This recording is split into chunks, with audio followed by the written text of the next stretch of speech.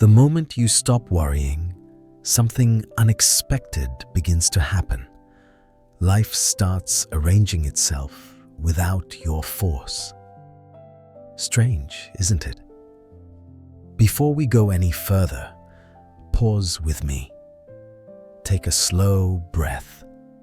Drop your shoulders. Let the noise soften.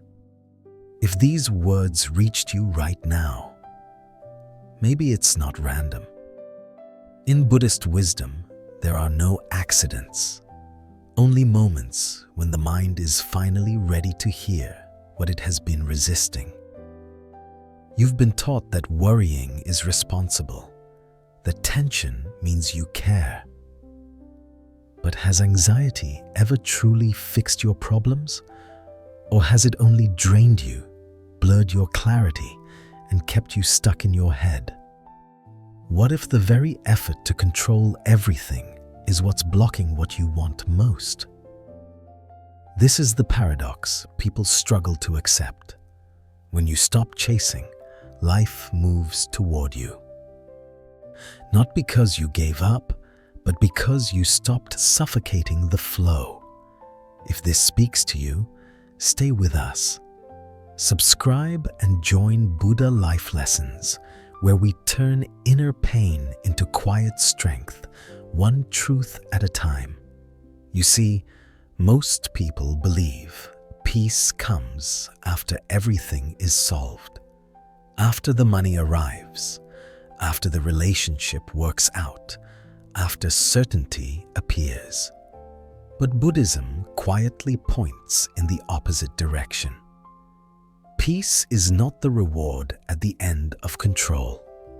It's the condition that allows clarity to arise in the first place. Right now, ask yourself honestly, how much of your energy is spent replaying futures that haven't happened yet? How often do you tighten your grip on outcomes, believing that tension equals protection? The mind thinks worry is preparation. In reality, it's repetition without wisdom. It stirs the water until everything becomes cloudy, then wonders why it can't see the bottom. This is where the twist appears. Letting go doesn't mean doing nothing. It means acting without panic, moving without desperation, caring without strangling the moment. Buddhism calls this non-attachment. Not indifference, but freedom from inner resistance. When the mind relaxes, perception sharpens. When perception sharpens, the right action becomes obvious. Think about it. Have your best decisions ever come from fear? Or did they arise in moments when you finally exhaled and saw the situation as it truly was?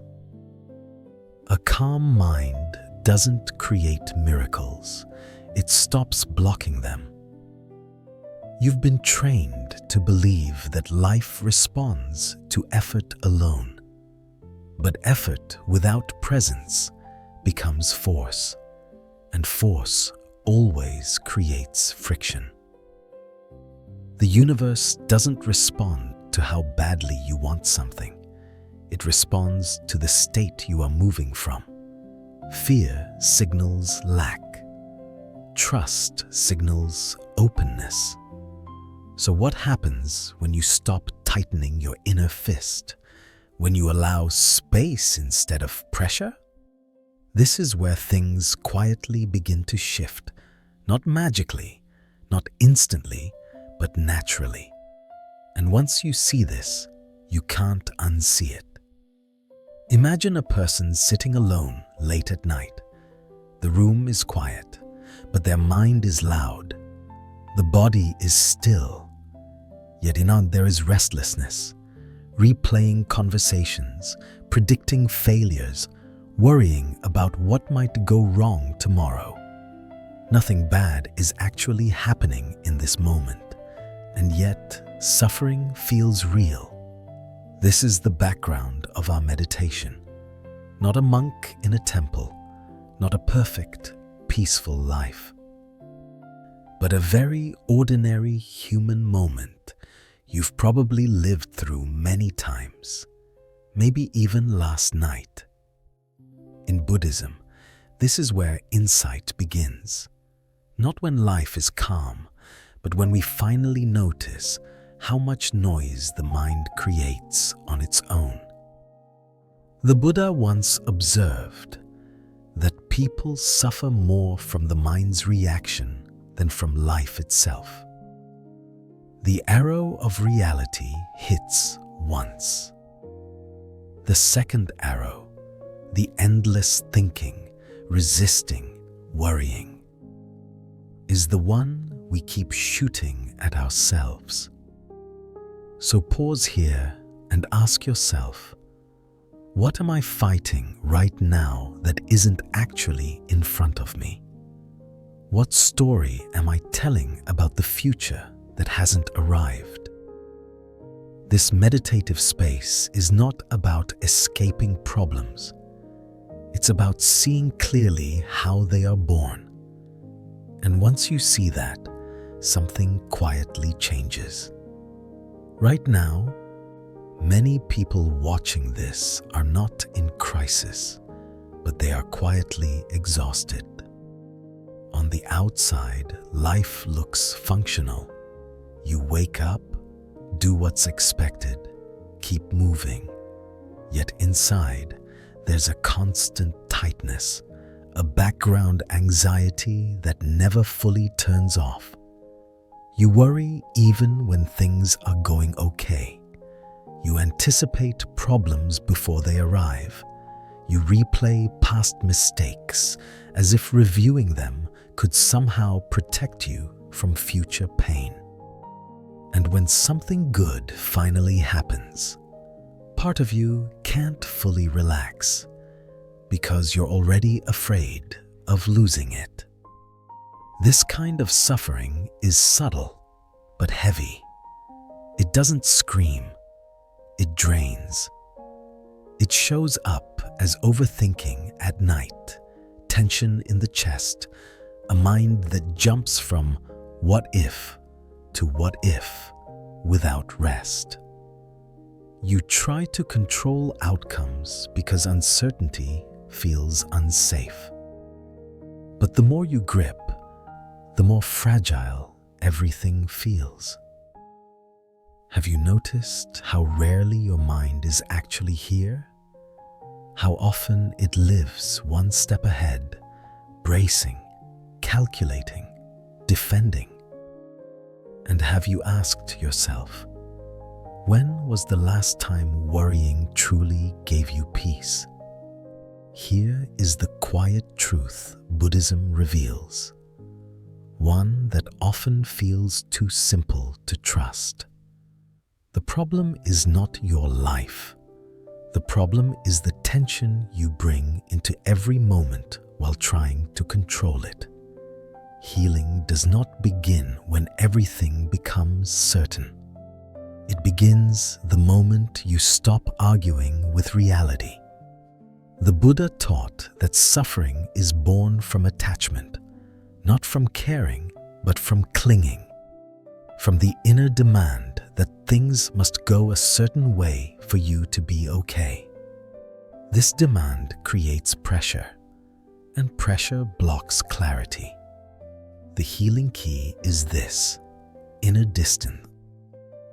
The ability to observe your thoughts without obeying them, to feel emotion without letting it drive the wheel. When you step back, the mind loosens. When the mind loosens, wisdom appears naturally. Ask yourself now, what if I could still act, still try, still love, without squeezing the outcome? What if peace didn't require answers, only presence? This is the twist most people miss. Letting go doesn't weaken you, it restores your strength. Because a relaxed mind sees options that a fearful mind can never access. Now, don't try to understand this with effort. Just experience it. As you listen, allow your breath to slow. No forcing, no fixing. Inhale gently through the nose. Exhale a little longer than you inhaled. Let the body receive the signal that, for this moment, there is nothing to fight. Notice what happens when you stop chasing your thoughts. They don't disappear, but they soften, like clouds drifting when the wind calms. You don't need to push them away. Simply watch. Right here is the state Buddhism points to. A quiet alertness. A mind that is present without being tense. You are not escaping life. You are meeting it without armor. Ask yourself silently, what if I don't need to solve anything in this moment? What if awareness itself is enough right now? Stay here for a few breaths. This space, this openness, is not weakness. It's where clarity is born. And from clarity, the right action always knows how to find you. Now we arrive at the heart of the practice, not a ritual of belief, but a ritual of awareness, simple, grounded, and repeatable in daily life. First, observe. When a worry appears, don't chase it and don't fight it. Name it softly in your mind. Thinking, fearing, planning. The moment you label it, you step out of it. Awareness creates space. Space weakens suffering. Second, breathe with intention. One slow inhale, one unhurried exhale. Let the breath move deeper into the body. This is not relaxation for comfort. It's regulation for clarity. You are telling the nervous system there is no immediate danger. Third, release the outcome. Say inwardly, I will do what I can, and I release what I cannot control. Not as a mantra to escape responsibility, but as an act of wisdom. Repeat this cycle whenever tension arises. This is how healing becomes lived, not imagined. If you're still here, notice something quietly important. You're already practicing presence. You chose to pause instead of scroll. And that choice matters more than it seems. At Buddha Life Lessons, we create these spaces intentionally. Not to tell you what to believe, but to help you remember what calm feels like beneath the noise. If these reflections are helping you breathe a little easier, consider subscribing, not out of obligation, but as a gentle reminder for your future self. You can also support this message with a like, so it reaches others who might be carrying the same silent weight you once carried. And if something inside you shifted today, write a single sentence in the comments. Something simple, like, I choose awareness over worry. No pressure, no urgency, just a small mindful step. Sometimes that's all it takes for a different life to begin. There comes a moment, quiet, almost unnoticeable when you realize you are no longer fighting the moment you're in. Nothing dramatic changes on the outside. The world doesn't stop. Problems don't instantly vanish, and yet something fundamental loosens inside you. This is liberation in the Buddhist sense, not escape from life, but freedom within it. The mind stops bracing, the body exhales. You see clearly that uncertainty was never the enemy. Resistance was. In this state, fear loses its authority. Thoughts still arise, but they no longer command you. You respond instead of react. You move, but without desperation. Even difficulties feel different now, not as punishments, but as part of the path unfolding. Ask yourself, who am I when I no longer need this moment to be different? Here is the paradox. When you stop demanding life to align, life begins to cooperate. Not because you control it, but because you are finally in harmony with it. And then, almost unexpectedly, awareness turns inward and you see it. You were never broken. You were never behind. You were simply identified with a restless mind that learned to protect itself through worry. This is the awakening Buddhism speaks of. Not a mystical explosion, but a clear seeing. You notice that thoughts come and go, emotions rise and fall, yet something in you remains untouched, steady, quiet, present. That something was always here. In this moment, blame softens. The past loosens its grip. The future no longer demands constant rehearsal. You realize you don't need to become someone new. You only need to stop abandoning the present moment. Ask yourself gently, what if peace is not something I achieve, but something I stop interrupting? This insight doesn't remove life's challenges. It removes the illusion that you are alone inside them.